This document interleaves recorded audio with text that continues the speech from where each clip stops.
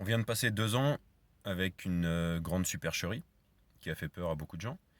Et on arrive dans une période où il va y avoir d'autres supercheries qui vont faire peur à beaucoup plus de gens. Et c'est pas quelque chose de non officiel, hein, c'est ce qui nous prépare dans tous les médias que j'entends, en tout cas les informations qui me sont relayées, de pénurie, de manque d'électricité, etc., etc. Et que ce soit vrai ou pas, que ceux qui veulent pousser ce type d'agenda arrivent à leur fin ou pas, eh bien, pour être tranquille et vivre sereinement et continuer à vivre notre vie comme si de rien n'était, sans porter notre attention sur toutes ces choses, il suffit d'être un minimum préparé. Un minimum préparé pour savoir que vous pouvez vivre sans le système pendant quelques temps. Quelques semaines, quelques mois, si vous avez la possibilité. Ça peut être de faire pousser ses propres fruits et légumes, ça peut être d'en acheter suffisamment en réserve, des choses sèches que vous pouvez garder pendant longtemps. Ça peut être de savoir que vous pouvez vous soigner ou en tout cas aider de nombreux problèmes au niveau santé avec des produits naturels, tels que l'argile par exemple.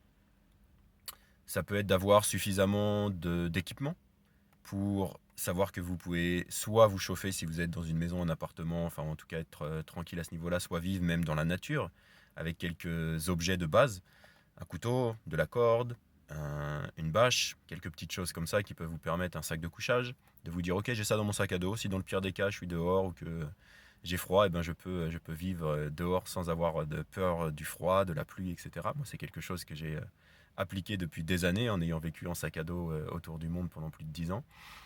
J'ai tout ce qu'il faut et c'est une sensation assez géniale de se dire qu'on peut être juste avec notre sac à dos au milieu de nulle part et on s'en sortira toujours.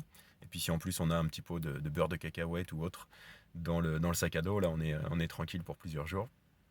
Et en plus, si vous avez fait des jeûnes et que vous savez que vous pouvez tenir pendant 3 semaines, comme je l'ai fait pendant 22 jours sans manger, je pense que vous êtes tranquille mentalement. Voilà. Donc simplement pour se préparer à ce qui peut venir, peut-être.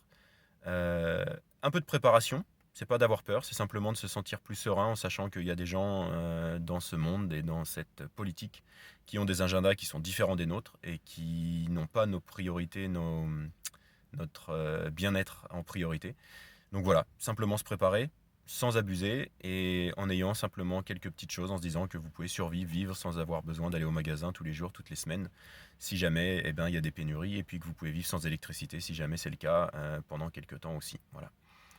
Voilà, petit message rapide, simplement une pensée dans l'instant et je vous dis à très bientôt. Moi je suis en Slovénie en ce moment et ça fait du bien de voir de la forêt, de la nature partout.